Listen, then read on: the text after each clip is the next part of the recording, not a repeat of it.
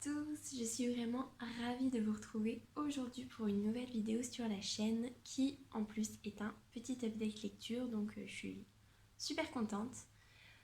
Donc aujourd'hui j'ai deux lectures à vous présenter, donc on va pas perdre de temps et on va commencer tout de suite. Alors la première lecture c'est... Oh les reflets ça va être compliqué aujourd'hui. Donc c'est Grim Lovelies de Megan Shepherd aux éditions Castelmore.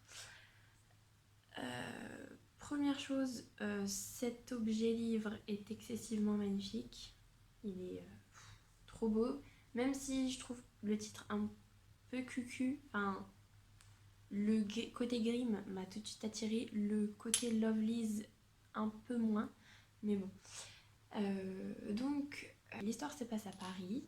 Et on va suivre Anouk qui est le familier d'une sorcière qui est très puissante.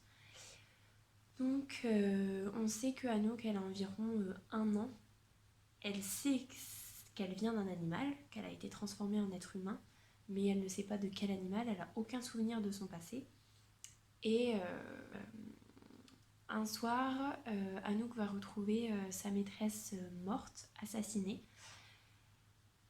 Et évidemment, comme c'est un familier, forcément, elle se dit que les soupçons vont être portés sur elle. Et avec les autres familiers de cette sorcière-là, ils vont décider de s'enfuir pour essayer de se protéger tout simplement. D'autant plus que à la mort d'une sorcière, il n'y a plus que 3 jours pour que ces sortilèges perdurent. Et donc les familiers savent que au bout de 3 jours, ils vont retourner à l'état d'animaux alors qu'ils n'en ont pas du tout envie. Donc, en gros, voilà l'histoire de ce livre-là. Je pense pas qu'il y a besoin de trop en savoir plus. Donc, l'intrigue de base, c'est est-ce qu'ils vont réussir, oui ou non, à garder leur forme humaine ? Est-ce qu'on va quand même savoir qui est le ou la meurtrière de la sorcière ? Parce que c'est pas le sujet principal du livre, c'est vraiment de savoir s'ils vont se retransformer en animaux ou pas. Mais on a quand même un peu envie de savoir parce que pour le coup, c'est un peu flou, on sait pas trop qui. Donc voilà. Maintenant, ce que j'en ai pensé. Alors, première chose, c'est la première lecture que j'ai faite après les 4 tomes de la Passe Miroir. Donc, autant vous dire que j'avais très très peur de la lecture suivante parce que j'arrivais vraiment pas à me sortir la Passe Miroir de la tête. J'étais totalement dans l'univers encore, c'était trop difficile de passer à autre chose. Donc je me suis dit, écoute, prends une lecture qui te donne vraiment trop envie. Ça aidera peut-être les choses à mieux se passer, on va dire. Donc j'ai choisi celui-là qui était dans ma bibliothèque depuis pas si longtemps que ça, mais faisait très envie, il est magnifique, bref.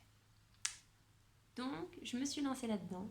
Et en plus, je sais pas si vous avez vu, mais c'est marqué un roman envoûtant et c'est Victor Dixon qui dit ça. Donc je me suis dit, en plus, si Victor Dixon, que j'ai adoré dans la saga de Phobos, donc si Victor Dixon dit ça, il y a de fortes chances que ce soit quand même super bien. Et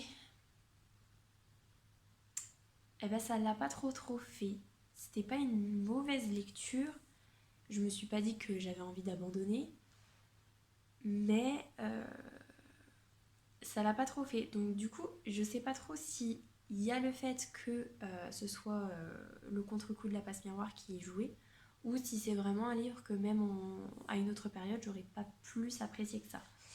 Donc, premièrement, l'écriture, elle est standard, si on peut dire. Je trouve que l'écriture, elle est banale. Il n'y a pas le petit truc qui fait qu'on se dit, ah la vache, l'auteur, il met quelque chose dedans. Pas spécialement, non. Ensuite, les personnages, je trouve qu'on s'y attache pas trop. Les décisions qu'ils décident de prendre, je trouve ça des fois un peu stupide. Tout se règle super bien pour eux. Ils sont pas très vieux, parce que Anouk elle a 1 an Et le plus vieux de tous les familiers doit avoir 5 ans, donc en termes d'humanité, ils sont pas très très âgés, mais tout leur sourit, toutes les décisions qu'ils prennent, même quand ça engendre des soucis, en fait ça se règle assez vite et assez facilement. Je sais pas, du coup ça l'a pas trop fait. Je suis un peu déçue du coup parce que je me dis avec une couverture comme ça, avec peut-être plein de petits points de rappel des contes de Grimm, ça va être top. Et en fait, pas plus que ça. Du coup, c'est le premier tome, puisque la fin est très ouverte et clairement on sait ce qui va se passer dans le tome 2.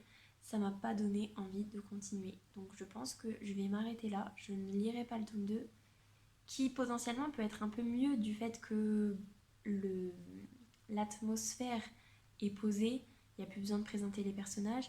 Donc techniquement, ça pourrait le faire, mais non. Même si la fin, au final, j'ai trouvé que c'était bien de finir comme ça. J'aurais pas aimé ni une fin atroce, ni une fin des bisounours. C'est vraiment une fin bien comme il faut. Mais pour autant, ça m'a pas donné envie de lire la suite. Donc je suis un petit peu triste. Après, il est vraiment magnifique quand même. Mais un livre, si ça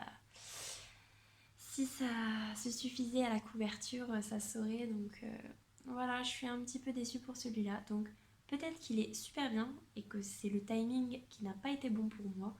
Ou peut-être juste que bah, c'est, c'est pas un livre pour moi. Après, je peux comprendre qu'on aime parce que tout ce qui est magie, tout ça, c'est un petit côté sympa quand même. Le fait que on a quand même, enfin moi personnellement, j'avais quand même vraiment trop envie de savoir s'ils allaient rester humains ou pas. Et j'avais aussi envie de savoir quels animaux ils étaient à la base, parce que comme ils ne se souviennent de rien, on ne sait pas quel animal ils étaient. On a juste 5 peaux, mais on ne sait pas quelle peau correspond à quel personnage. Donc j'avais un peu envie de savoir, surtout Anouk, quel animal elle était à la base. Mais voilà. Donc je pense que c'est une lecture sympa.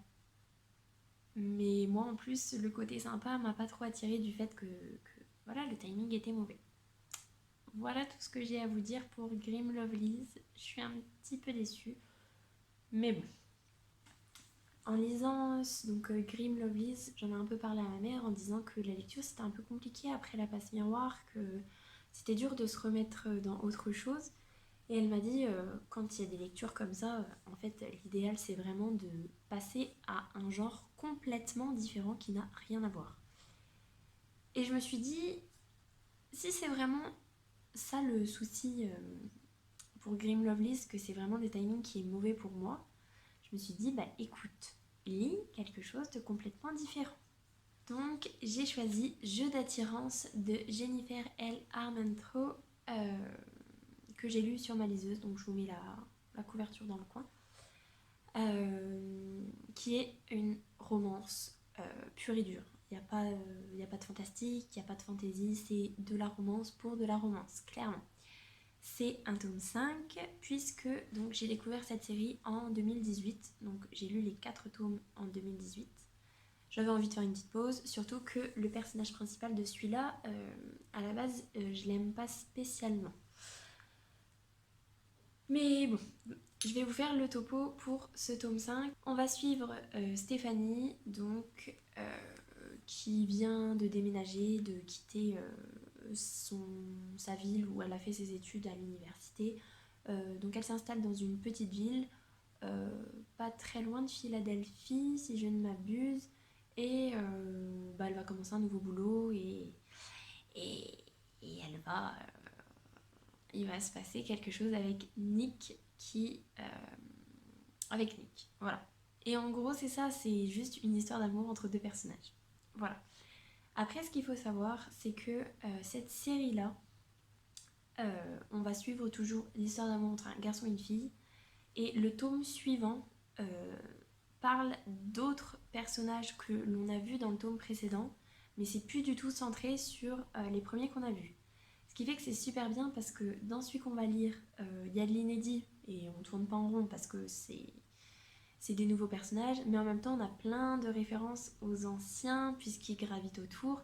Donc ça c'est super bien. D'où le fait que je t'en ai un peu le dos pour celui-là puisque Stéphanie c'était pas trop un personnage qui avait l'air... elle avait pas l'air si bien que ça quand on la voyait apparaître dans les 4 premiers tomes. Donc j'avais pas trop envie. Et Nick, dans les 2 tomes d'avant, on le voit apparaître que dans les 2 tomes d'avant, il faisait un peu renfermé sur lui, un peu timide, à pas trop parler et tout. Et je me suis dit, bon, alors Stéphanie qui n'a pas l'air super cool, plus l'autre qui a l'air timide et renfermé sur lui, ça va peut-être être un peu chiant, mais bon. Comme j'ai eu un gros coup de cœur pour cette saga-là, alors que il y a quelques vidéos, je disais que les romances pour les romances, ça commençait vraiment à me saouler, que c'était tout le temps les mêmes schémas, que j'en avais un peu marre, et que du coup maintenant les romances que j'aime quand même lire, j'allais essayer de les chercher dans d'autres univers, dans d'autres types de lecture. Mais cette saga-là, franchement, j'adore. Et si vous avez vu mes vidéos précédentes, vous savez que j'ai commencé de Jennifer L. Armentrout, Lux et Covenant. Et ça l'a pas trop fait pour moi, ces 2 sagas fantastiques là, donc je pense que je vais les laisser tomber. Et je pense qu'en fait, elle, je l'aime vraiment dans ses romances. Donc je vais continuer, à mon avis, la série. Mais ce qu'elle écrit en fantastique plutôt, ce qu'elle écrit en fantastique, ça me touche pas trop. Bref, on n'est pas là pour parler de ça. Ce tome-là, je l'ai vraiment bien apprécié, moins que d'autres dans les précédents. Et c'est terrible parce que c'est vraiment de la romance pour de la romance. En plus, celui-là, l'élément perturbateur, je savais ce que ça allait être, on s'en doutait. Le deuxième élément perturbateur, je savais que ça allait se passer. Je savais comment, je me doutais de la fin et effectivement c'est comme ça que ça s'est passé. Mais ça marche super bien sur moi. C'était vraiment un super bon moment, donc ça se lit super vite en plus. Euh, on rigole bien. Vraiment, je la trouve vraiment bonne dans ses romances. Donc celui-là pour le coup, cette saga-là, je vous la conseille si vous aimez bien les romances, qui pour autant sont relativement classiques. Euh, ce que j'avais apprécié dans les tout premiers, c'est que les héroïnes, elles en chient un max, elles ont eu une vie pas facile, assez compliquée et tout, donc moi qui aime bien quand mes personnages ont des soucis et souffrent, bah forcément je suis contente. Mais je pense que j'ai compris en fait ce qui me plaît autant dans ces romances-là, c'est le côté masculin. Les personnages masculins là-dedans, ils sont vraiment topissimes. C'est vraiment des perles rares. On se rend compte qu'ils sont trop mignons, trop choupis. Ils sont quand même assez virils, mais ils sont drôles, ils sont intelligents, ils sont mignons, ils sont attentionnés. Il n'y a pas trop le côté jalousie, surprotecteur, un peu protecteur quand même, mais pas le côté jalousie, pas le côté j'ai vécu des trucs durs dans ma vie, donc je t'en fais baver, mais en même temps tu m'attires et tout ce qu'on retrouve dans les romances standards, tout ça on ne l'a pas. On n'a que le côté ils sont trop mignons. Et je pense que ce qui fonctionne très très bien, c'est que je retrouve euh, mon chéri dans ces histoires-là. Les figures masculines là-dedans, bah c'est mon chéri, il est comme ça et je me dis, ça fait du bien en fait d'avoir des romances avec des personnages masculins qui sont pas cons, qui sont pas machos comme pas possible ou avec leur côté sombre qui font qu'ils sont trop cons et ils font souffrir la fille avant de finalement finir avec. Bah, ça existe aussi des romances avec des hommes qui sont juste trop mignons, trop bien, trop attentionnés, trop génial en fait, et trop géniaux. Je crois que c'est trop géniaux parce qu'il me semble que j'ai commencé par des hommes. Bref. Donc voilà, je pense que c'est pour ça que j'aime autant ces romances-là, c'est que ça me fait penser à ma romance personnelle à moi, on va dire. Et donc voilà, je vous conseille la saga Jeu de Jennifer L. Armentrout, du coup. Et puis voilà, j'ai rien de spécial à vous dire. Après, si les romances standards, romance pour de la romance, ça vous plaît pas, n'y allez pas du tout, hein, c'est... Voilà. Mais en sachant que moi, je commence à en avoir marre des romances standards, et celle-là, je ne m'en lasse pas. Voilà, c'est peut-être un signe, je ne sais pas. Voilà. Et ben voilà, c'est déjà fini. Donc je vais vous laisser là-dessus. J'espère que cette vidéo vous aura plu. Si c'est le cas, n'hésitez pas à vous abonner à la chaîne, à mettre un petit pouce dans les airs ou à mettre un commentaire. Ça me fera super plaisir. En attendant, je vous souhaite une très bonne semaine, de très belles lectures et je vous dis à la semaine prochaine. Salut!